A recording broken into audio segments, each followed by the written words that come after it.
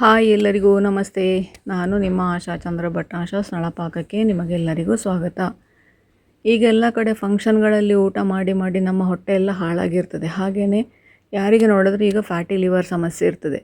Fatty liver ಇರುವವರು ಮನೆಯಲ್ಲೇ ನಾವು ಈ ಥರ ಮಾಡಿಕೊಂಡು ವಾರದಲ್ಲಿ 2 ದಿವಸ ಅಂದರೆ 2-3 ದಿವಸಕ್ಕೊಮ್ಮೆ ಈ ಥರ ಕುಡಿಯೋದ್ರಿಂದಾಗಿ ನಮ್ಮ ಫ್ಯಾಟಿ ಲಿವರನ್ನು ನಾವೇ ಕಡಿಮೆ ಮಾಡಿಕೊಳ್ಬೋದು. ಹಾಗೆ ಒಂದಷ್ಟು ಎಣ್ಣೆ ಪಸೆಯನ್ನು ಬೇಕರಿ ಐಟಮ್ಗಳನ್ನು ಹಾಗೆ ಎಣ್ಣೆಯಲ್ಲಿ ಹುರಿದದನ್ನು ಒಂದು ಸ್ವಲ್ಪ ತಿನ್ನೋದನ್ನು ಕಡಿಮೆ ಮಾಡಿ ಸಕ್ಕರೆ ಕಂಪ್ಲೀಟಾಗಿ ಬಿಟ್ಟು ಫ್ಯಾಟಿ ಲಿವರನ್ನು ನಾವು ಆಲ್ಮೋಸ್ಟ್ ಒಂದು ತಿಂಗಳಲ್ಲಿ ನಾವು ಅದನ್ನು ಕಡಿಮೆ ಮಾಡಿಕೊಳ್ಬೋದು.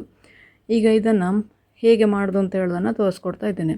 ಇದಕ್ಕೆ ಹೆಚ್ಚಿನ ಸಾಮಗ್ರಿಗಳು ಬೇಡ. ನಮ್ಮ ಮನೆಯಲ್ಲೇ ನಾವು ರೆಗ್ಯುಲರ್ ತರುವಂತಹ ತರಕಾರಿಗಳಲ್ಲೇ ಕೆಲವನ್ನು ಉಪಯೋಗಿಸಿಕೊಂಡು ಇದನ್ನು ಮಾಡಿಕೊಳ್ಬೋದು.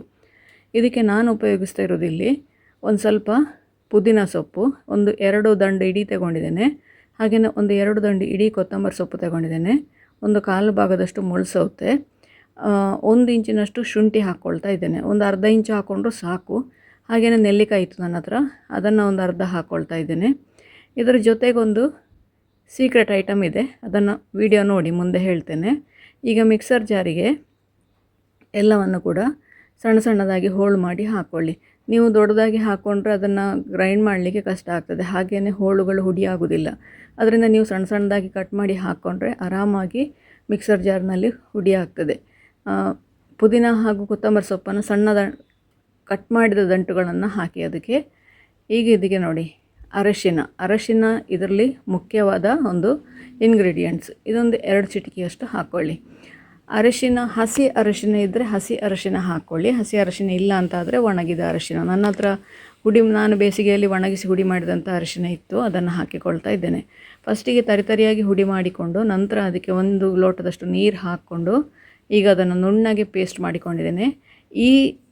ಇಷ್ಟು ಐಟಮಲ್ಲಿ ಒಂದು 2ರಿಂದ 3 ಗ್ಲಾಸಿನಷ್ಟು ನಿಮಗೆ ಜ್ಯೂಸ್ ಮಾಡಲಿಕ್ಕೆ ಆಗ್ತದೆ. 3 ಗ್ಲಾಸ್ ಮ್ಯಾಕ್ಸಿಮಮ್ಮು ಅಷ್ಟು ಜ್ಯೂಸ್ ಮಾಡಿ 3 ಜನ ಕುಡಿಬೋದು ಇದರಲ್ಲಿ. ನಾನೀಗ ಇವತ್ತು ತೋರಿಸಿದಂತಹ ಇಂಗ್ರೀಡಿಯೆಂಟಲ್ಲಿ ಇದು ನಾನೀಗ ಇಬ್ಬರಿಗೆ ಮಾಡ್ತಾ ಇರೋದು. ಹಾಗೆ ನಾನು 2 ಗ್ಲಾಸ್ನಷ್ಟು ಇದನ್ನು ಮಾಡ್ತಾ ಇದ್ದೇನೆ. ಇದನ್ನು ಈಗ ನುಣ್ಣಗೆ ರುಬ್ಬಿದ ನಂತರ ಅದನ್ನು ಒಂದು ಜಾಲರಿಗೆ ಹಾಕ್ಕೊಂಡು ಸೋಸ್ಕೊಳ್ಳಿ. ಅದನ್ನು ಚೆನ್ನಾಗಿ ಸೋಸಿ ನೀರು ಮಾತ್ರ ತೆಗೆದಿಟ್ಕೊಳ್ಳಿ. ಇದಕ್ಕಿನ್ನೀಗ ಒಂದು ಅರ್ಧ ಲಿಂಬೆ ಹಣ್ಣನ್ನು ತುಂಡು ಮಾಡಿಕೊಂಡು ಅದರಿಂದ ಬೀಜ ತೆಗೆದು, ಬೀಜ ಬೇಡ, ಬೀಜ ಕಹಿ ಆಗ್ತದೆ. ಹಾಗೆ ನಮಗೆ ರಸ ಮಾತ್ರ ಬೇಕಾದ್ದು.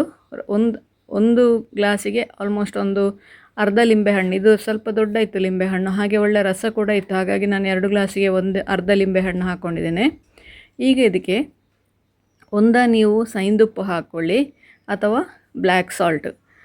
ಇದಕ್ಕೆ ಸ್ವೀಟಿಗೆ ಅಂತ ಹಾಕಲಿಕ್ಕಿಲ್ಲ ಅಥವಾ ಖಾರಕ್ಕೆ ಕೂಡ ಅಂತ ಹಾಕಲಿಕ್ಕಿಲ್ಲ. ಉಪ್ಪು ಬೇಕು ಅಂತಾದರೆ ಹಾಕ್ಕೊಳ್ಬೋದು, ಇಲ್ಲದಿದ್ದರೆ ಹಾಗೆ ಕೂಡ ಕುಡಿಬೋದು. ನಾನು ಇದಕ್ಕೆ ಒಂದು ಸ್ವಲ್ಪ ಬ್ಲ್ಯಾಕ್ ಸಾಲ್ಟ್ ಹಾಕ್ಕೊಂಡೆ. ನೀವು ಸೈಂದುಪ್ಪಿದ್ದರೆ ಅಂದರೆ ಪಿಂಕ್ ಸಾಲ್ಟ್ ಅಂತ ಏನು ಹೇಳ್ತೇವೆ, ರಾಕ್ ಸಾಲ್ಟ್ ಅಂತೇಳಿ, ಅದನ್ನು ಹಾಕ್ಕೊಳ್ಬೋದು. ಬಿಳಿ ಉಪ್ಪು ಆದಷ್ಟು ಅವಾಯ್ಡ್ ಮಾಡ್ಕೊಳ್ಳಿ. ಇದನ್ನು ನೋಡಿ, ಈಗ ನಮ್ಮ ಡಿಟಾಕ್ಸ್ ಡ್ರಿಂಕ್ ರೆಡಿ ಆಯಿತು. ನೀವು ಕೂಡ ಒಮ್ಮೆ ಖಂಡಿತ ಟ್ರೈ ಮಾಡಿ ನೋಡಿ, ಹೇಗಾಯಿತು ಅಂತೇಳಿ ಕಮೆಂಟ್ ಮೂಲಕ ನನಗೆ ತಿಳಿಸಿ. ಲೈಕ್ ಕೊಟ್ಟು ಶೇರ್ ಮಾಡಿ. ನೀವಿನ್ನೂ ನಮ್ಮ ಚಾನಲನ್ನು ಸಬ್ಸ್ಕ್ರೈಬ್ ಮಾಡಿಕೊಳ್ಳಿಲ್ಲ, ಸಬ್ಸ್ಕ್ರೈಬ್ ಮಾಡಿಕೊಂಡು ಪಕ್ಕದಲ್ಲೇ ಇರುವ ಬೆಲ್ ಐಕಾನನ್ನು ಒತ್ತಿ ನಮ್ಮನ್ನು ಸಪೋರ್ಟ್ ಮಾಡಿ. ನಮ್ಮ ಇನ್ಸ್ಟಾ ಹಾಗೂ ಫೇಸ್ಬುಕ್ ಪೇಜನ್ನು ನೀವು ಫಾಲೋ ಮಾಡ್ತಿಲ್ಲ ಅಂದರೆ ಅದನ್ನು ಕೂಡ ಫಾಲೋ ಮಾಡಿ. ಮುಂದಿನ ವಿಡಿಯೋದಲ್ಲಿ ಇನ್ನೊಂದು ಹೊಸ ಅಡುಗೆಯೊಂದಿಗೆ, ಇನ್ನೊಂದು ಹೆಲ್ದಿ ರೆಸಿಪಿಯೊಂದಿಗೆ ಪುನಃ ನಿಮ್ಮನ್ನು ಭೇಟಿಯಾಗ್ತೇನೆ. ಧನ್ಯವಾದಗಳು.